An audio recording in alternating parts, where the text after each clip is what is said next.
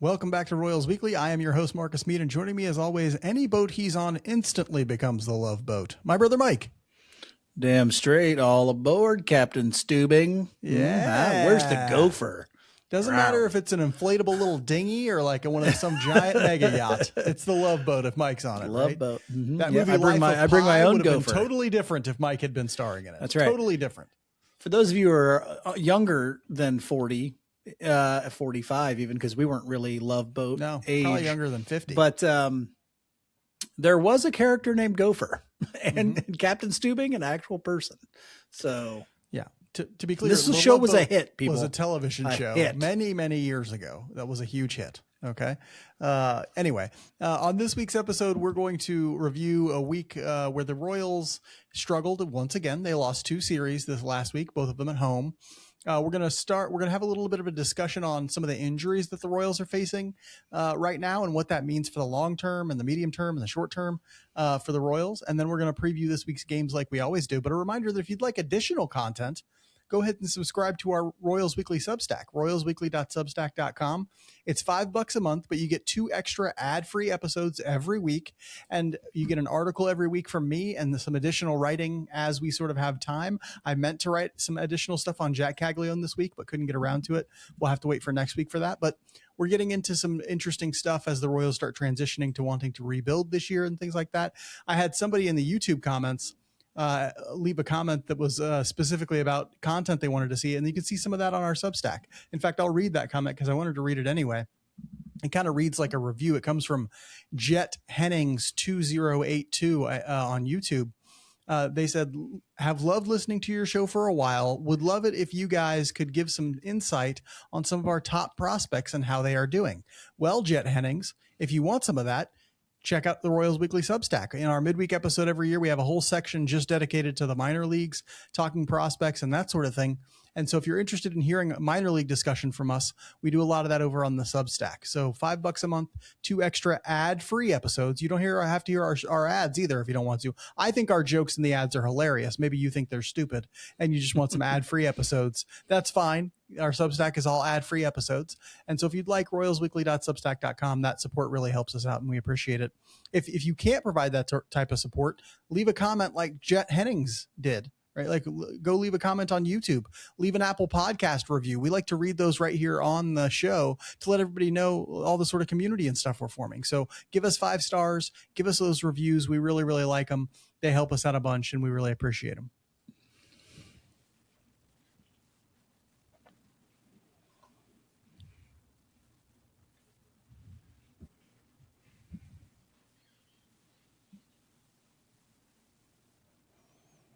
As is tradition, we'll start the review of last week with roster news. It's quite extensive this week, and that is a bad thing. Right? Typically, that's a bad thing because it means people are getting hurt.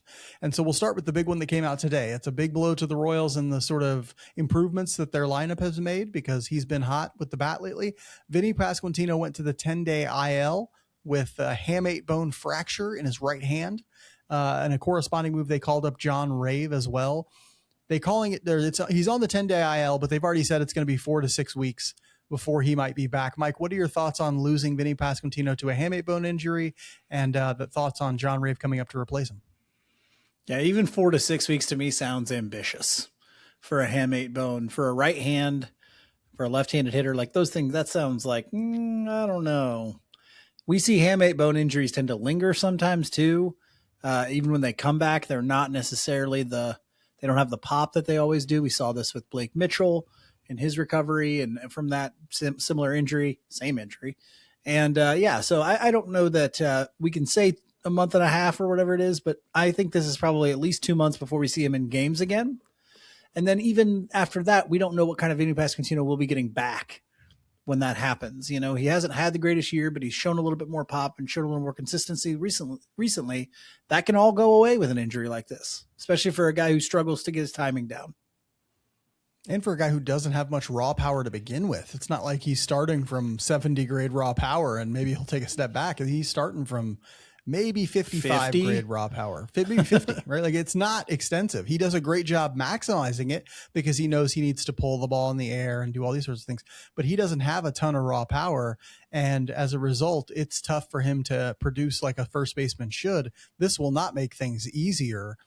They are calling up John Rave, and that's what you might be thinking. Why are they calling up an outfielder if their first baseman got hurt? Well, that's because Jack Caglione's going to move on to first base. He's going to be your everyday first baseman from now on. And so the Royals will get to see him at first base. You're going to see him in the lineup every day too. He hit third today.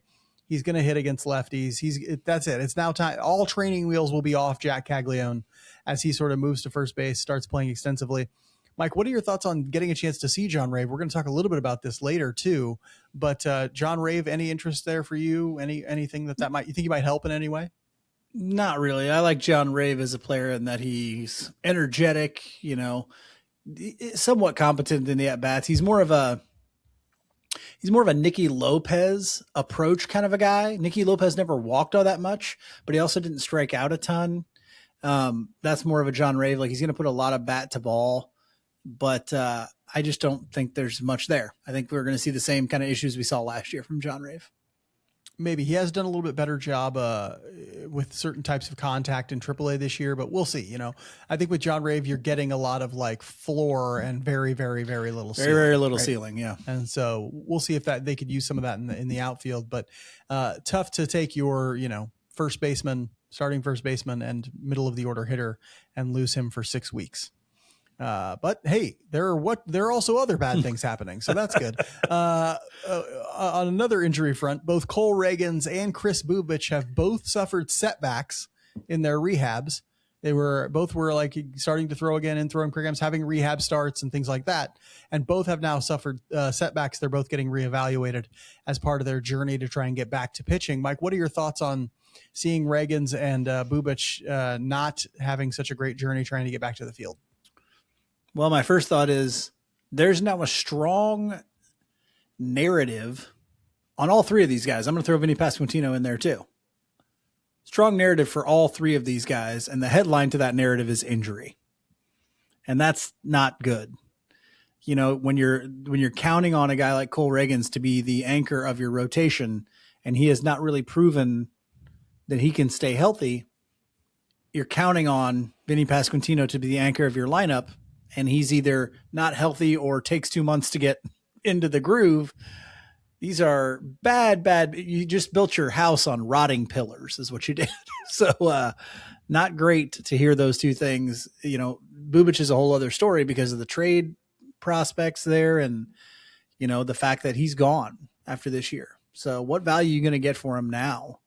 Seems very, very low that you're able to get anything from Chris Bubich if he pitches again this year. So those hurt a lot. Not only do they hurt, I think both of us have kind of put ourselves in a place where we don't expect the Royals to contend. I think there's probably a lot of other Royals fans out there as well who are feeling that same way. Well, then you need to be able to get as much as you can out of Chris Bubich trades-wise. That's also not going to happen. And it's unlikely to happen, especially since at this point, it seems unlikely that you could trade him as a starter. I don't know another team is going to look at him and be like, well, he can reliably start for us given how injury prone he's been as a starter. Right. And so like maybe if you're trying to pitch him as a reliever, you get a better chance of being like, hey, he can stay healthy for the 30 or 40 innings he's going to pitch you in the second half. If you can do that, maybe you could convince a team to give you something decent in return. But that's if he's back by the trade deadline. And, you don't even know if that's going to be the case. And so you're right. It's tough to see both of those guys suffer setbacks because at this point, now you've sort of washed your hands of their notion of relying on on any of them, right? Like you can't build a lineup around Vinnie Pasquantino because of the injuries and the 2 months to get started. You can't build a rotation around Cole Reagans because of the injuries. Chris Bubich isn't going to be here. And now you may have missed out on any value he might offer you in trades. And Mike, you and I mentioned this. I don't want to like toot our own horn here. I don't want to be that guy who's like, we told you so. But I'm going to be the guy who says, we told you so. We did tell you that if you don't trade him in the offseason, this is one of the big risks you run, that an injury prone guy will get hurt again and you will get no value for him. And that is now what may happen. I mean, we have to face that as a possibility. Another guy the Royals were maybe hoping to trade, or at least was a part of the conversation as one of their top trade chips, Kyle Isbel, went on the 10-day IL this week with plantar fasciitis, the silent killer, in his left foot. Mike, you have a lot of familiarity with this malady. The Royals did call up Cameron Meisner as a replacement for Isbel, and he's played pretty well since coming up. Mike, what are your thoughts on Isbel down with plantar fasciitis and Cameron Meisner up to the Royals? First question for my plantar fasciitis afflicted folks: where's our telethon? Okay. Good question. Excellent. Where is question. our telethon? Okay. Excellent. I'll walk. No, I'll walk. Maybe it'll hurt my feet. That's maybe the problem. Why That's the thing. It's not a walkathon. They don't have a telethon because it's not a walkathon. Don't make it a walkathon. Telethon. Don't make it a walkathon. Can't do that. No, not too worried about Isbel. These things, plantar fasciitis injuries generally, relate to like you can do stretching programs and things like that. Easy rehab, change diet sometimes helps a little bit too. He'll be fine. Not worried about plantar fasciitis for him. Meisner's an interesting guy. I've liked what I've seen so far. You can definitely see the deficiencies, the holes in his swing are quite apparent for Cameron Meisner. Like there's places he can't reach inside, especially in the strike zone, but he's athletic as all get out. I mean, he's a real good athlete out there. And he's got some pop in the bat too. So he's the kind of guy that very interesting 4th or 5th outfielder type of prospect for me. And I want to see kind of what he's got moving forward, but we'll talk about that in a minute.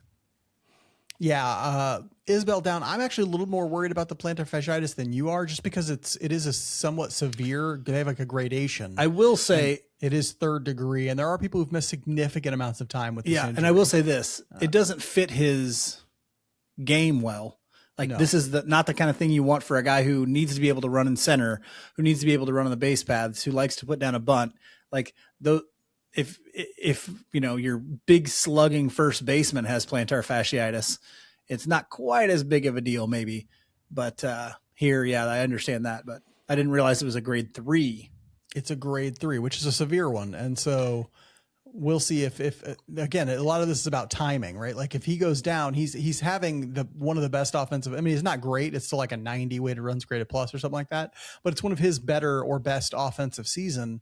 And you were thinking, okay, now would be a great time to move him before the deadline because he's got a year left on his before he hits free agency after this. So we'll have some of that value. Great defender, obviously good enough with the bat, or at least showing that he's good enough with the bat right now to not kill a team. Great time to move him. They can't move him if he's hurt. And so he's got maybe a month and a half or so to get healthy before the trade deadline and show teams that he can still do what he was doing before he got hurt.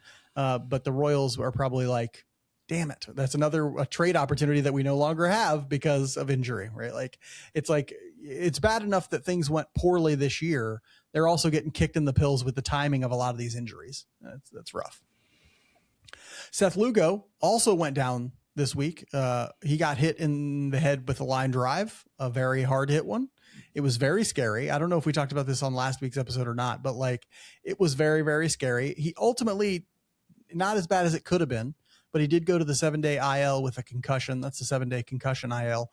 Eli Morgan was recalled to Major League Baseball as a sort of replacement. He's not going to start games, I don't think, but they brought him into the bullpen. Mike, what are your thoughts on losing Seth Lugo for at least a week?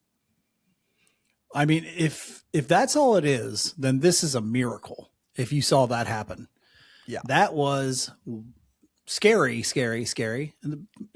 the scariest you can get in baseball, almost. When a pitcher gets a ball hit right back at their head and it hit him in the head and ricochets into right field, you think, and what they say, 107 off the bat. Mm-hmm. Yeah, that is scary. Okay. But looks like maybe it was somewhat of a glancing blow, although I'm sure the lump on that guy's head was massive. But we did see him get up at one point on his own, walk off the field on his own, do all those sorts of things. I'm sure the testing was extensive after something like that. But, if he can get through this and he's pitching again in 7 or 8 days, you just, thank Zorp for that. Yeah, because it obviously could have been a lot worse. And man, every time I see something like this, my body and my brain just sort of think, what happens the day when it is worse? Because it's going to be worse than this someday. Someday a pitcher is going to be hit by a comebacker that kills them. Because of how hard guys hit the ball now, Someday a pitcher is going to be hit by a comebacker that does such severe damage that we have to reassess what's taking place, because I mean, they've started to think about like, can we develop helmets or that sort of, they've given pitchers the opportunity to wear that harder hat, double as helmets really and that sort of any thing. Of yeah. It. But any of they're going to have but... to, something's going to have to be done at some point, because man, it is frightful. And it's just a matter of time before one isn't a glancing blow, before it's a direct hit right into somebody's eye, fracture somebody's skull, something like that. Like, it's going to happen. We're going to just mention the last bit of roster news. It's probably not worth discussing, but Josh Rojas was optioned back to AAA as part of sort of getting guys in and out and that sort of thing. That's after Michael Garcia came back fully. They went ahead and sent Josh Rojas back down to AAA. On the field last week, things were not fantastic for the Royals. In fact, we were hoping for a nice homestand. That did not happen. They went 2-4, dropping series to the Rangers and the Astros. Both series at times seemed winnable. They dropped games in some pretty dramatic fashion. They both hinged on game twos. Both hinged on game twos that were not good. That brings their overall record to 29-43. They are dead last in the AL Central, which is not a great division. Mike, what are your thoughts on what the Royals did last week? Do you feel good about it? I'm sure you don't. Let's hear it. Actually, I'm a little bit more optimistic than you might think, because I still think that the baseball was a little bit better. I think, the kind of big, I don't know, like the battle back in the Avila start in game 1 of the Houston series, I thought was cool. Like you and I were watching that game on a car trip back from our hometown, and we go, after that first inning, this is over.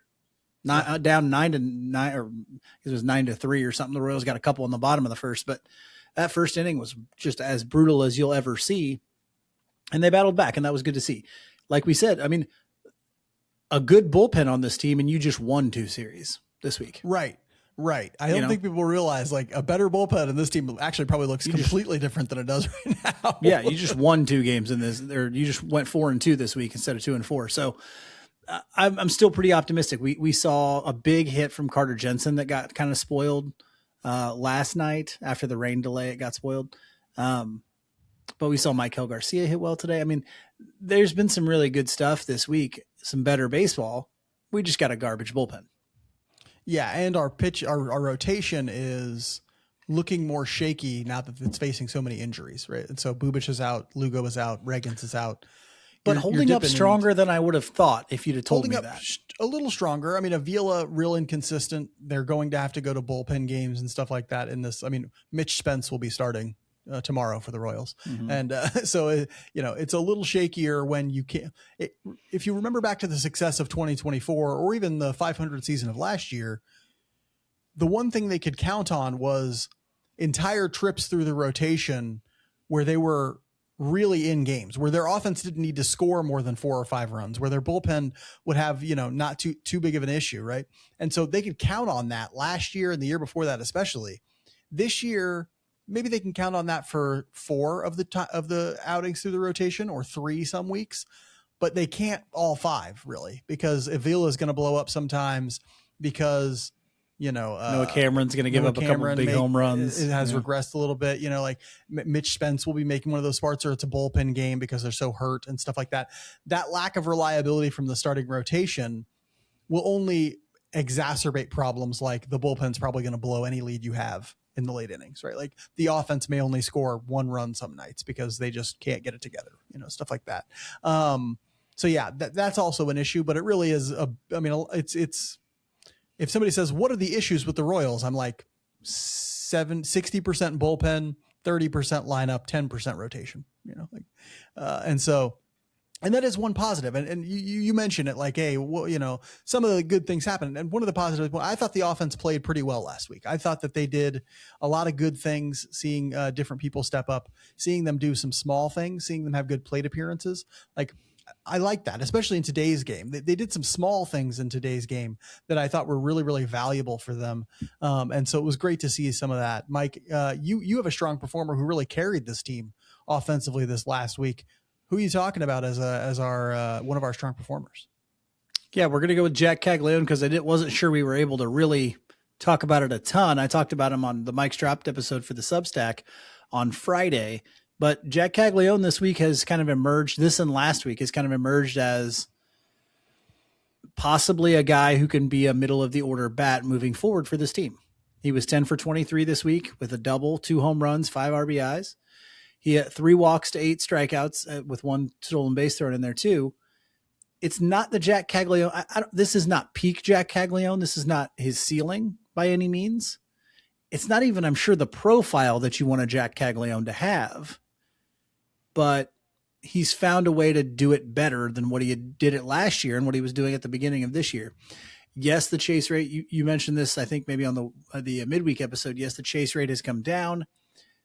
He's doing better in the shadow of the zone. And I think one thing he's starting to realize is breaking pitches, at least for now, might be his go-to for power production. He may be looking breaking pitches when he's setting up a plan against some of these pitchers, especially right-handed pitchers.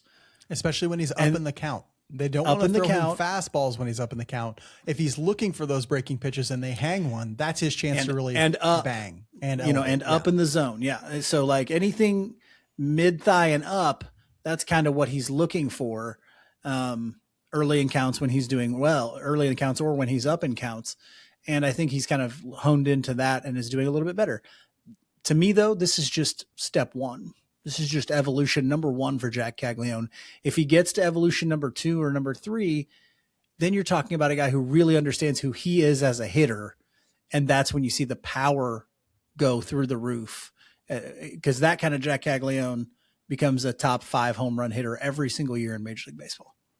Yeah, and that's probably where they really want him. I mean, I think we saw the parallel of what they want for Jack Caglione and Yordan Alvarez during the Astros. Oh my gosh. Like, that's what gosh. Right? That's his ceiling, honestly. He could be that. If he continues to progress as he has so far, that is his ceiling. And so, boy, would they love to see something like that. But he's been great for the last 2 weeks, and hopefully he can keep it up for the rest of the season. My strong performer this week actually comes from the bullpen, right? Which was wild because they do so many bad things so often, but Steven Cruz pitched really well out of the bullpen this last week. And I started a note on my phone where I'm just trying to think about like, what would I like this roster to look like next season? And it starts with like, what guys do I want them to retain? I think Steven Cruz is going to be a part of the bullpen next year. And I don't know that I have a problem with that, given he's still got a bunch of years left of cheap control. He has, stuff that can work in Major League Baseball. I think he has the capacity to be a useful middle reliever for you. Nothing special. I don't think he's ever going to be a back end guy. But last week, he really put together an excellent week for them. They needed innings. He gave them 5 innings out of the bullpen last week. That's a lot for 1 week for a reliever. Only 2 hits given up, 0 runs, 1 walk, 5 strikeouts. If he can do that sort of week for him is a great week for him. It's a great week for any reliever. But keep yourself under control. No, he didn't strike out 2 guys per inning, but he also didn't walk a guy per inning. And that's huge for him. So keep it under control. Keep your command in check. If you have to, get some contact outs, but don't be walking everyone. Don't give up the big home run. He did a great job limiting other teams' ability to sort of get on him this last week. Yeah, especially the lefties. He was getting some swing and miss with the fastball against the lefties. That's a big deal for him. And here's the thing: if you're Cruz and you're like fastball isn't going to get a ton of swing and miss anymore, that's fine. It doesn't have to. Just locate it well enough at the top of the zone to get swings that will just hit balls into the air that have no threat of getting out of the ballpark, right? You throw 97, 98, you're not going to get hit out of the ballpark up at the top third of the zone very often. So throw it up there. Just make sure that they don't hit it out. That's sort of the thing. Mike, you went to the bullpen for your week performer, which is probably a good idea because we got to represent their yes, I feel like this more closely encapsulates what this bullpen actually is. You're telling fairy tales over here about Steven Cruz, and I'm living in reality. The numbers don't lie. He pitched well last week. Mike, who was your week performer for this week? My week performer was probably the linchpin of losing 2 of the 4 games this week. Those 2 game 2s. I mean, he was definitely a part of it. Matt Strahm, 2 1/3 inning pitched, 4 hits, 4 earned runs, 3 home runs. Give up a home run in every appearance. And I can't remember. I think it's given up home runs in 4 or 5 straight appearances now. 4 straight appearances. And then I think 5 of the last 6, if I'm not mistaken. Yeah, something like that. something crazy. This guy just gives him a home run every time he comes in. One hit by pitch, and that was the crazy thing. So Carter Jensen gives the Royals this fantastic, great at bat. Like he gets down early, rides it out, hits an opposite field to the wall double to clear the bases in last night's game. Was it last night's game? Yeah. Yes. And gives the Royals a 7-5 lead. Rain delay comes. Matt Strahm comes in immediately. Hold on. Before the rain delay. Sorry, before the rain delay. Matt comes in. Yeah, Matt Strahm comes in, hits a guy, gives up a home run, rain delay. Yep. Like, are you kidding me? Like, you just hit a guy, then give up a home run. You got tired of giving up a home run to the first batter. So you're going to hit him and then put him on base so the second batter can take you out. Jeez, Matt Strahm, what are we doing here? He's not offering up any trade value right now either. No, he's not. And to me, he is like just completely emblematic of the mistake that JJ Piccolo has made repeatedly with the bullpen, which is, I'm going to go out and get some washed up veteran. And then the washed up veteran comes in and pitches like a washed up veteran. And it's like, okay, just threw that money away. Great. Like we can name the guys. I mean, just who was that guy? Will Smith. Will Smith was the guy last year or 2 years ago. Matt Strahm now, Stratton became that, right? Like, and so, there's just so many guys we're trying to bring in to the bullpen have nothing anymore. They have no gas anymore, no nothing. And I mean, right? Hunter Renfroe was that too. Maybe not by age yet, but he was that. Well, I mean, yeah, that's in the outfield. Hunter Harvey, maybe not in age yet, but in injury, his body had taken a toll. And so, yeah, it's just a lot of, he needs to redo the game plan for how to make a bullpen and get just start scratching off names of anybody who's over 30. Like I only want guys in their 20s from now on. My week performer for this week is another one who it looks like Father Time has come for. That is one Salvador Perez. We have to just acknowledge it at this point. We're no longer early in the season. We are very late in the season at this point. Salvi went 4 for 22 last week with 0 extra base hits, 0 RBIs, 0 walks, and 5 strikeouts. So he had 4 hits. All of them were singles, right? He doesn't have it anymore. And that's sad to say. I think he's a great player. I think he's a Hall of Famer, but they have to continue to reduce his role. And if he sticks around for next year, which he'll want to, they have to give him a role that's more like you are a straight up backup catcher. You're going to play once, tops twice a week, and that's it, because he doesn't have enough offensively to be in a DH role and be valuable, right? To hit every day and be valuable. And so they have to sort of start managing his playing time, I think, more. Mike, with all the sort of touch and go stuff from last week, what'd you go with for a theme? I went with one of yours and I's favorite musical artists. We've used him many times. When you write this good, it's easy for a podcast to use your lyrics to encapsulate a whole week, and express their emotions. And express emotion. Obviously, the man is a genius at it. I went with Jason Isbell's favorite famous song, Last of My Kind. Maybe not famous song, but song we both love. But from the great musical artist Jason Isbell, the in my opinion, best songwriter in the United States today. But the line goes, "Mama says God won't give you too much to bear. That might be true in Arkansas, but I'm a long, long way from there." Makes it feel like, boy, we are a long, long way from saying, oh, we can handle a little bit of starting pitcher issues because we got a deep rotation. Boy, we're a long, long way from that. Well, we're going to compete for the Central this year. We don't need a wild card. We're going to compete for the Central. Long, long way from that. Right. And it does feel like we've been given too much to bear as fans at this point. So I don't know why that line immediately popped into my head when I was thinking of this week, when I was like, there was actually another line from this song that I also thought about, but this one pretty much hit it right on the head. Which one was that? I'm just curious, out of curiosity myself. It was the Daddy Said the River Would Always Bring You Home. But it can't take you back in time when Daddy's dead and gone. It seems like the dream is dead and gone at this point. yes, that is. The dream is over. Yeah, right. We know. My theme for this week comes from a classic film, and I think I used a line from this a few weeks ago too. But this film has a number of classic lines. The 1970s comedy Animal House, and this comes from it starts from the Bluto character, from John Belushi's character. He turns to Flounder and says, "My advice to you is to start drinking heavily." And then somebody said, Otter says, "You better listen to him, Flounder. He's in pre-med." And that's where I'm like, my advice is start drinking heavily. And that's not actual advice. Drinking is bad for you. Mike's already started, but or at least soda. That looks like soda. Maybe, I don't know. Yeah, I don't know what's going to get us through it, but something's going to get us through it. And you choose pick your poison on that front.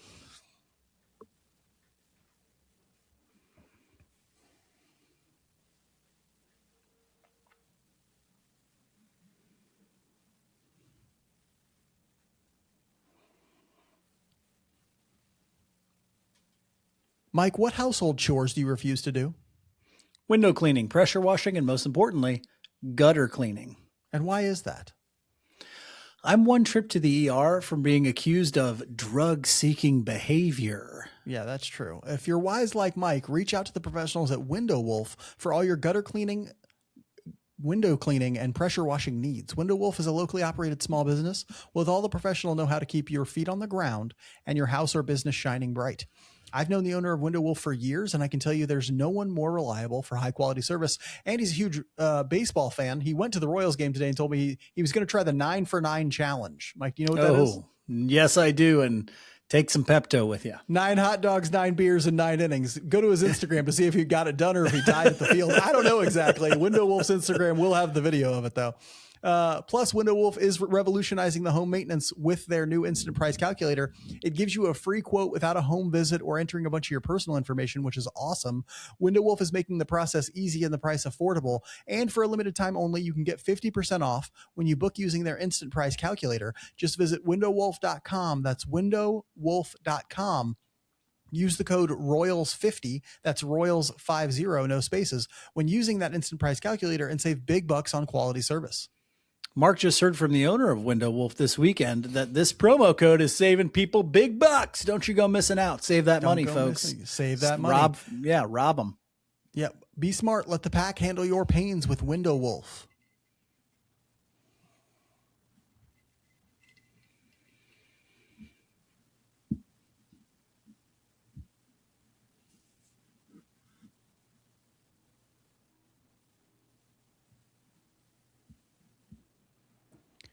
Obviously, the Royals have played poorly this season. I think we can all agree on that front. Now, they're compounding that poor play with injury, right? The downside of injury is it will probably make them play even worse because, you're replacing major leaguers with AAA guys and stuff like that. The upside is they get to see more of the talent in the organization to see if those guys could be viable players in the big leagues moving forward. Mike, we're seeing the Royals take wounds all over the roster. I want to start our spotlight discussion with the injuries in the rotation. Ragans, Bubic, and Lugo are all on the IL. Ryan Bergert is down for the season. Given the unreliability of pitchers like Ragans, do you think we need to rethink how we perceive this starting rotation in 2027 and beyond? I got to tell you, this was a fantastic question. Good job. I'm a great question asker. Mark going back to them old journalism days with this one. This one would have won you that sports Pulitzer, my friend, that you never got a chance to get. That's a thing. I don't know if it is either. I'm sure they got their awards. So I think we do. I think you do have to start. I don't think you can count on Cole Ragans being your guy and then expecting him to hold up and anchor a rotation. The injury volatility is just too high at this point. I still don't think that's the biggest worry though for the 2027 team. So I don't want to say like, oh my gosh, because Bubic is going to be gone. Ragans is unreliable due to injury. Bergert will be coming off of serious surgery. Even if you go down and say Caderna will be coming off of major surgery. Like I still don't think you can say that that's our biggest weakness, which is weird because usually if a team took this many injuries, you'd be saying red alert. But I think the emergence of a Steven Kolek, what looks like at least the reliability of a Noah Cameron, the fact that you still have Waka and Lugo under contract for next year. I think the fact that I think it's like you do have to take a look at 2027 and say, okay, we probably still need a pitcher or two for the starting rotation that we're okay with. But I don't think that necessarily means that's your number one problem. You know what I'm saying? I still think the lineup is more of a challenge. Now, if we haven't talked a ton about this on this podcast, but the upper minors are not a bastion of talented starters right now. And so I still think that kind of pushes it to the front of your mind. Oh yes, this is an issue, but I'm still looking at lineup improvements above all else. See, I think that'll depend on how the rest of the season goes to some degree, because I think what we might see is that the lineup starts coming into its own a bit more as Jack Caglione finds his stride in the middle of the lineup. And Carter Jensen historically has done much better in the second half of his debut seasons at levels and things like that. So we might start to see the lineup actually come into its own a bit. And we might see the rotation, which, you know, has some issues and some holes right now with all these injuries. We'll start asking questions about what it's going to look like, because like I said, like you said, Bubic won't be here. Like no matter what, that's not going to be the case, or that's going to be the case. Reagan's, you can't count on him. And so when they're making trades and that sort of thing, what should they be targeting? Pitching prospects? It would make sense. I mean, I know it sounds crazy because, you know, right now their rotation is probably still the best unit they have, but their team is really built organizationally, philosophically, and all of that to not just be a middle of the pack rotation. It's to be a top 5 starting rotation. Like that's how their formula is built. That's how they did it in 2024. That's how they were planning to do it. That's how they're always planning to do it. But it's not the case right now. Like they don't have even their depth, which is now tested and shot to shit. Like they don't have that depth anymore. They don't have the quality in that rotation to give their team a chance to win every single night like they need to. But okay, I do want to say this though. I think that what you said is extremely correct. But I do want to say we made it the point earlier about how bad JJ Piccolo has been at signing those veteran kind of relievers that, you know, maybe look like they're on the downside of their career. But he's had some success doing that with pitchers in that situation, right. Starting pitchers in that situation, because you think not just Waka and Lugo, Michael Lorenzen was very good for this team for a couple of years. Mm-hmm. And so I think you go out and you probably look for another guy like that to be more of your stabilizing force in your rotation. A guy that if Cole Reagans goes down, you know, this guy may not give you everything, but he's always pitches. And right. So I think maybe you do something more like that. Whereas I think you need a big move on the offensive side. I don't know about a big move on the offensive side. We'll talk more about that some other time, but the rotation could definitely benefit from somebody like a Michael Lorenzen coming in next year. Mike, we also saw Vinnie Pasquantino go down with that hamate bone injury this week. He'll be a free agent after 2027. The Royals haven't extended him, which is pretty telling. What should the Royals be doing with Vinnie Pasquantino now? That's really tough. I think you probably have to hang on to him and just let him walk after next year, because you could try to trade him, but the value's so low. You have a better shot of saying, hey, if he works out, great, but we're not going to count on him working out. You know what I'm saying? Like he has the opportunity. If he gives you what he gave you last year, then the value is just in keeping him, because you're never going to get anything like that back in trade, you know? And so you just say, imagine next year trade deadline comes around and he's doing what he's always done, which is that like heating up in the middle of the season or after a month or two, and that looks real hot as the trade deadline comes, and he's got 3 months of service left before he hits free agency. You don't think there's a contender out there who wouldn't be like, we'll take somebody who's going to give us a 130 weighted runs created plus for the rest of the year? Yeah, if the Royals aren't contending, I could certainly see that, as long as you're getting something back that you feel like you can build on for the future. And for me, that would even be like a bullpen arm in AAA. If it's a guy that you think is, hey, this guy can be a stalwart of our bullpen, this is an 8th inning guy or a 9th inning guy, then yeah, I think maybe you do that. I think that's a fantastic approach. But trading him like this offseason, no, there's no way. He would have to come back from that hamate bone injury and sort of prove that he's got the power. And and he'd have to be able to do what he did. You know, he'd have to be able to play the first 3 or 4 months and be successful at it. I don't know. Yeah, that is tough. And I can't imagine he would be high on teams' list as like, we're looking for somebody who's really going to impact our lineup in the middle. And Vinnie Pasquantino could be that. Remember that he's in arbitration still, so he's still relatively cheap compared to like a free agent bat. And so some team will be like, maybe we can get a semi-productive hitter on the somewhat cheap, and you could maybe get some. I mean, like, my point is, when I'm thinking about this, is like, you get no value if you just let him walk. And so just like with Chris Bubic, make the trade now, especially since we're going to see over the next 6 weeks if the offense truly misses him with Jack Caglione essentially taking his place in the middle of the lineup, I don't know that it's going to. Like, and so if you have Caglione, if you have Carter Jensen providing some offensive output, if you have, Maikel Garcia, Bobby Witt Jr., and that sort of thing, and everybody else in your lineup is like league average or slightly below, you probably feel okay, because Vinnie Pasquantino, despite the fact that he's, gets hot later in the year, it hasn't been much more than a 110 weighted runs created plus hitter his entire career. And so if you have a bunch of league average hitters and then Jack Caglione, Carter Jensen, Maikel Garcia, and Bobby Witt Jr., you probably feel fine about that lineup without Vinnie Pasquantino. Mike, because of all these injuries, the Royals are getting a look at some guys who we can't really describe as prospects because they're too old and maybe don't have the pedigree to be called prospects, but they may offer some value as late bloomers. That sometimes happens. We all remember Brent Rooker was here with the Royals before he went to Oakland and started destroying him, being an all-star. And same with Ryan O'Hearn. Mike, we're going to talk about a pitcher later that's somewhat similar. Yeah, Mike, what are your thoughts on who the Royals can see with these vacancies? The Cameron Meisners, the John Raves, Matthew Lugo, Luinder Avila, Peyton Wilson, all guys we might get a look at now that the Royals are suffering some injuries and completely out of contention. Yeah, Luinder Avila is the prize of that group. That's the guy we're going to want to see where his more for fit. Like, does he fit as a starter moving forward? Is he a bullpen guy moving forward? Can he start to make adjustments to maximize the value of those breaking pitches, minimize the exposure to the fastball, and throw more strikes? Like, is that all stuff that he can do to hang in Major League Baseball and be effective? So I think he's the one you're really focused in on. To me, Rave and Lugo are not all that exciting of guys to really look at. I think they're kind of quad A players.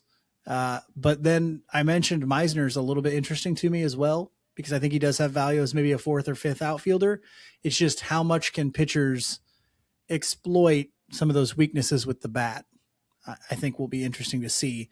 And then, if you want to bring up Peyton Wilson, we can talk Peyton Wilson. I mean, I'm a Peyton Wilson guy. I would like to see him up there. I think he's a bench player, kind of as a ceiling, but the athleticism is fun to watch. I think there's still good pop in the bat, even if you don't see it translate into home run production. But he can run. He can play second base. He's it'd be interesting to see him as like that 26th guy that we've seen Tyler Tolbert be, and that we saw, what's his name? The Cuban Missile. Dairon Blanco be. Kind of that gadget guy at the end of the bench. I think it'd be interesting to see Peyton Wilson in that role. You get a little bit better, maybe hitter than what Tyler Tolbert is, even if you lose some base stealing ability. Yeah, and interesting numbers on Peyton Wilson. Right now he's got a 387 weighted on base average, doing quite well, almost a 900 OPS down in AAA. He's walking at 13.6%, which is really good. Striking out at 25.2%, which isn't terrible. He's always done that. Yeah, he isn't terrible. He can be okay with that. Hitting hard hit percentage, 66%. Launch angle sweet spot percentage, 98% percentile. Whoa. Right, 98th percentile. And so, he's finding the right launch angle. Matthew Lugo is actually a very similar type of hitter, except Peyton Wilson actually hits the ball harder than Matthew Lugo does. So one of the stats that a lot of people who are interested in whether or not prospects will transition to Major League Baseball, one of the big stats that they look at is called 90th percentile exit velocity, which is like, what is the average exit velocity in your 90th percentile? And so like, not just how often do you get to that 90th, that sort of thing. And so he's in the 52nd percentile, 52nd percentile. He's roughly average on that. That's not a bad number for him. But it's one of those things you want to maybe see that might be a sticking point. Is he going to hit the ball hard enough, consistently enough to do well in Major League Baseball? And that's the big question for him, right? Like for Peyton Wilson. But there are traits there that you like with a lot of these guys. Obviously, there are traits you like with Meisner, big, athletic, good bat speed, good patience at the plate. We've seen him take a lot of pitches. If you go down and you look at his numbers for pitches per plate appearance, he takes like 4.5 pitches per at bat, like just goes deep into a lot of counts, which is great. He's going to walk quite a bit, right? John Rave has some good attributes too, versatile in terms of can play all the outfield positions and that sort of thing. Has some launch angle issues and things like that, has some power issues and stuff like that. Matthew Lugo, another guy who is putting up huge numbers. His OPS is over 1 in Omaha right now. Only 25 years old still, but we'll always have a question about impacting the ball. Like, is he going to hit the ball hard enough to be consistently successful? He reminds me a lot of Nick Lofton just in the outfield, right? Because, good approach, takes some walks, lives and dies with line drives. And the question is, can he consistently produce line drives?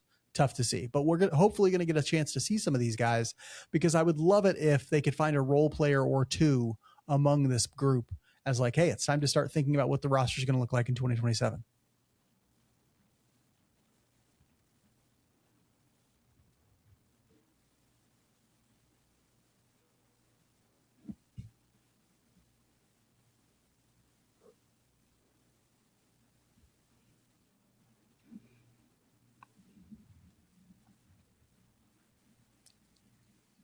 Royals Weekly is brought to you by All In Physical Therapy, who don't just offer the best in physical therapy in the Kansas City Metro. They also offer the best in summer speed and conditioning programs for youth athletes who want to make big gains this summer.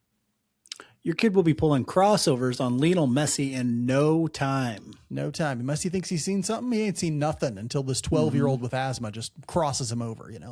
If your child is interested in getting the most of their athleticism, check out videos of All In's summer speed and conditioning programs on their Instagram feed. And of course, All In offers the best in physical therapy for post-surgery and athletic injury patients. They offer a personalized one-on-one experience to meet your specific therapy goals. Maybe you have debilitatingly tight hips and need their help to unlock them because you're 40 now and your body is closer to 60 and your teaching job isn't getting you physically active at all. Maybe that's you. Maybe that's you, Mike says. Learn more about how All In Physical Therapy can get your body on track at allin-pt.com. That's ALLIN-PT.com, or give these very nice people a call at 816-427-5300. That's 816-427-5300. All In Physical Therapy, your recovery goals are their number one priority.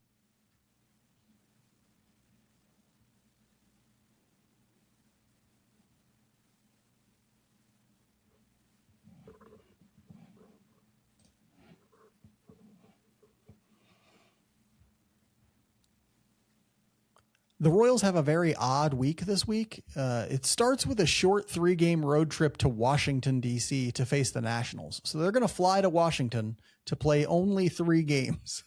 Then they're going to come home for a homestand. But that's not very long either. And they're going to play 2 games against the Cardinals, have an off day on Saturday, and then finish the Cardinal series on Sunday.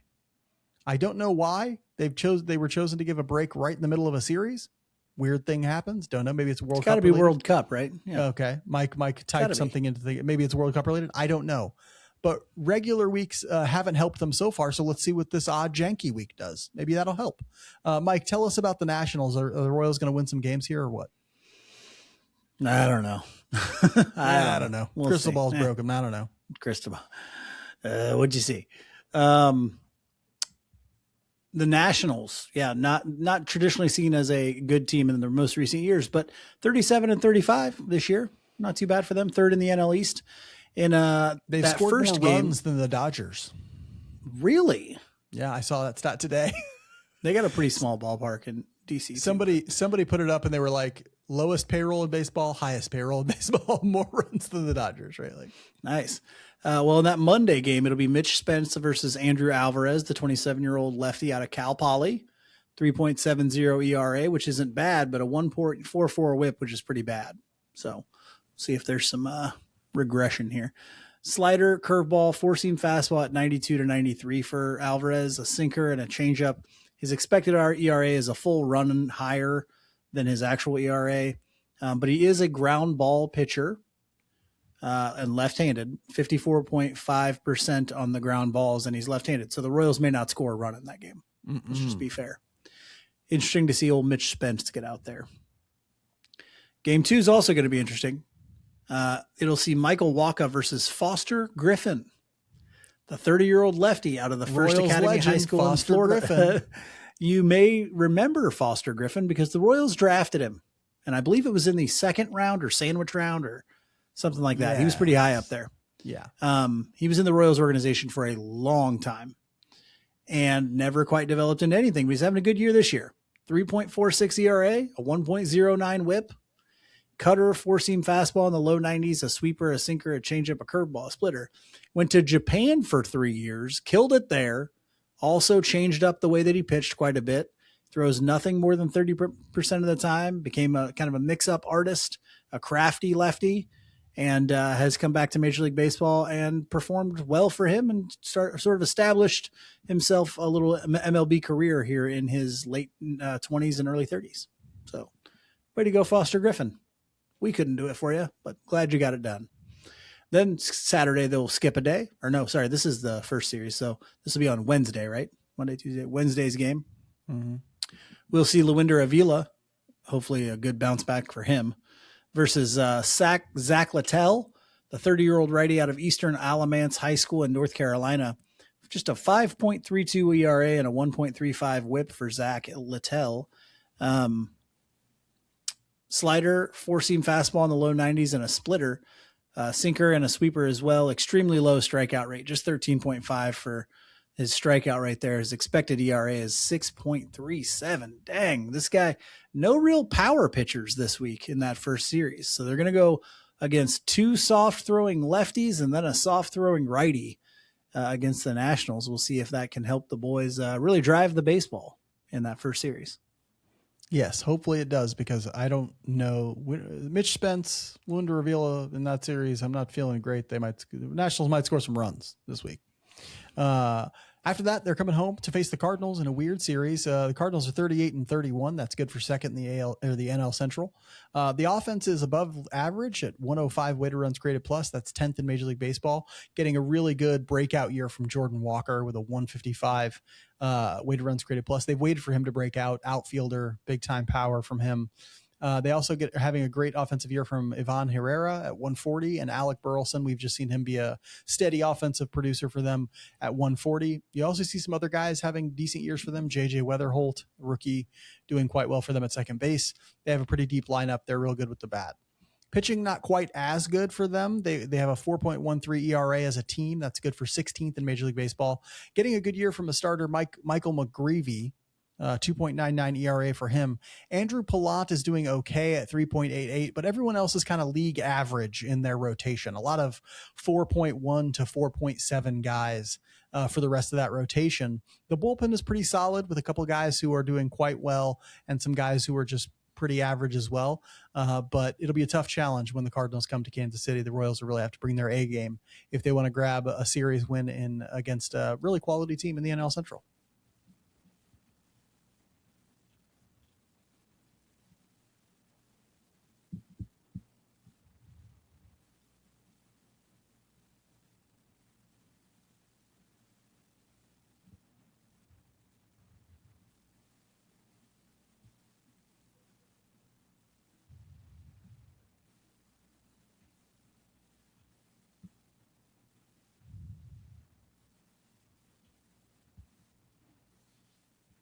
Royals Weekly is brought to you by Eric Oxer of West USA Realty. Word spreading about the hottest realtor in the Phoenix area. This kid's got the know-how. He's got the drive. He's got the thoughtful care to help you secure your dream retirement home. And let's face it, Phoenix is a dream, folks.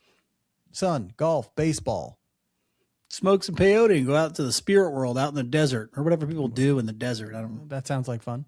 Eric Oxer ranked in the top 3% of agents in all of Arizona for the first quarter of 2026. Why? Because it's not about him. It's about you. He's going to spend day and night grinding to find you the house of your dreams and get you the best price for it. Who doesn't want a good price on a nice little ranch 10 minutes from Surprise Stadium? That sounds like a dream to me, honestly. Mm-hmm. Find Eric Oxer of West USA Realty online at ericoxer.com. That's ERICKAUXIER.com. Or just give him a call or shoot him a text at 480-383-9745. That's 480-383-9745. Be wise. If you're ready to make the move, let Eric make the experience all about you.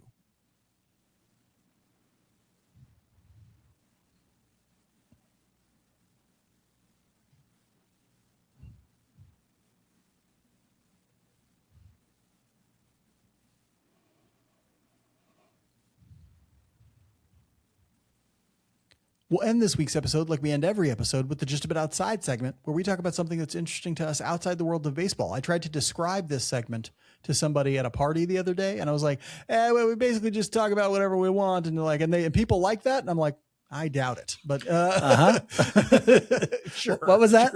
Sure they do. Yeah. Anyway, Mike, you have plenty to talk about because your life is a rich tapestry. What's going on for you this last week? Nothing. I don't do anything ever. No, did some great stuff. Got to go back to our hometown. That was awesome. See one of our best friends in the world, and Zeller, another good friend of ours. It was fun to do that, but I was going to talk about something a little different. You know what? I'm scrapping the thing I got because I want to bring this up. I want to hear about the thing you got. Do too then, because I want to hear about the thing you got. Okay. Well, the first one I'm talking about is this. Okay. If you have never been to Mozingo Lake Golf Course and you are a golfer, one, how do you call yourself a golfer? It's amazing. Okay? If you are a person who likes lake recreation and you've never been to Maryville, Missouri, what are you doing with your life? Okay. Wonderful. That place is so awesome. If you don't know where Mozingo Lake is, it's about 2 hours north of the greater Kansas City area, depending on where you live, just outside the town of Maryville, Missouri, Mark and I's hometown.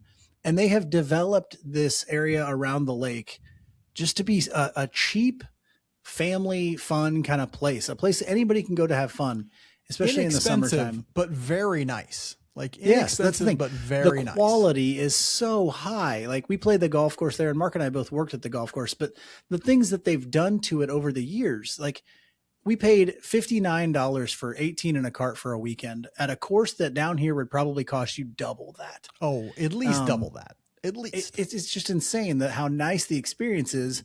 And there's great boating on that lake, and people jet ski on that lake, and you can get cabins out on that lake, and there's trails, and they've got like an obstacle ropes course you can do, and all these different things. Yeah. Tons and tons of things you can do, fishing and all the things that come on with the lake, camping, RVs, tons and tons of RVs.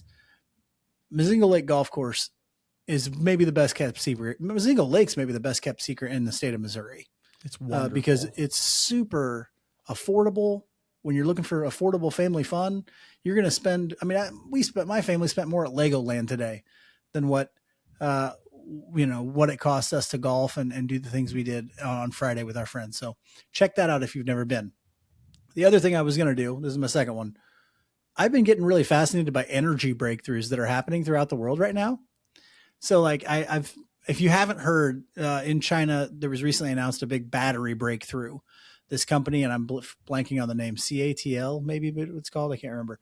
But basically, they claim to have got a filter, no products out with this yet or anything like that. But they claim to have discovered battery technology that uses sodium ion batteries, basically batteries made out of salt instead of lithium ion.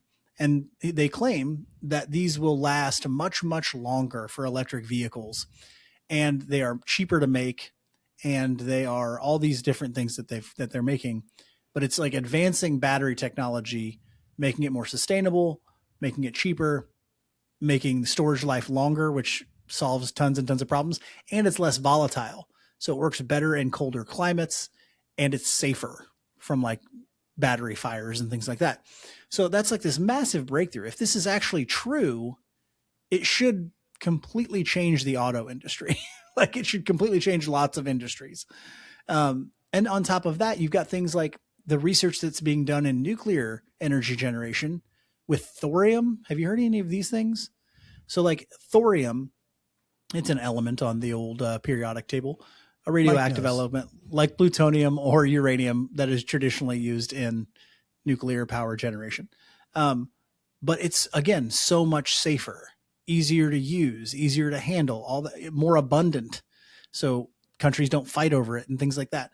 And so there are places working now on trying to figure out how to create electric energy through nuclear reactions using thorium instead. Now there are barriers to this as well, and that's why they have to be doing the testing and all that sort of stuff. But there's real like advancements in, nuclear power plants the size of someone's house that can power an entire city and things like that. And just being an overall better thing for energy regeneration. So been really getting into that. There's some really positive news. If you're a person looking for good news in the world today, which can be hard to find, Although we Yes, may it can. be ending a war, which news came out lovely. about that today, which would be great. It's out there. Go look for energy breakthroughs because they're happening. They are happening. I know of some, and I've tried to follow some of it in direct air capture and battery technology and things like that. And I find these things very interesting. And that's why I wanted you to talk about them, because I wanted to hear about ones I hadn't heard about yet. So it's great. I'm talking about a film that is baseball adjacent, I will admit. And I know we're not supposed to talk about baseball things, but this film, I showed it to my partner 2 days ago, maybe.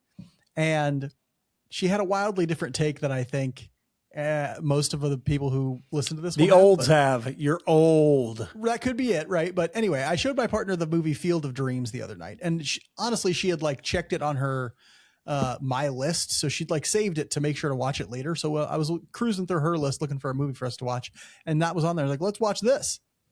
And I thought she would love it because my partner likes like cerebral things that try things that are different and out there and that sort of stuff. And Field of Dreams is out there. I mean, like, just if you try to explain the plot of the movie, there's a ghost and some corn. So there's these ghost baseball players, right? And what's weird is I'm watching the film as somebody who hasn't seen it in a long time, but has probably seen it a dozen times in his life at least.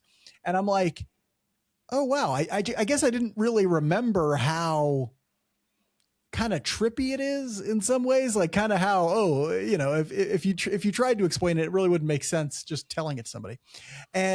But when it was over, she was like, that movie is insane. Doesn't make any sense. And I'm like, what? Like, this movie is amazing. What are you talking about? And even watching it, knowing how like trippy and kind of weird it is, I even gained a greater appreciation for it than I had previously because it's just so good. But she had a different take on it. And I'm like, how are you? First off, I'm shocked she hadn't seen it. And she's like, nobody's seen it. And I'm like, everybody's seen Field of Dreams.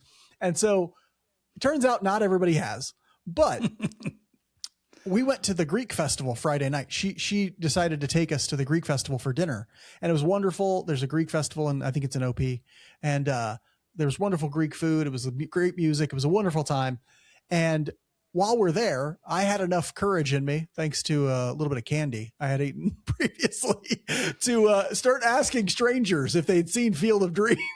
And so I just started doing a survey of the Greek festival, asking strangers if they've seen Field of Dreams.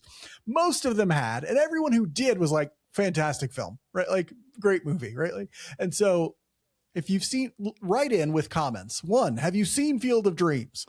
2, did you love it? Okay. If not, 3, if you didn't love it, what's wrong with you? What's wrong with you? Who hurt you? Why don't you love hope and joy and reconciling with one's father? You know?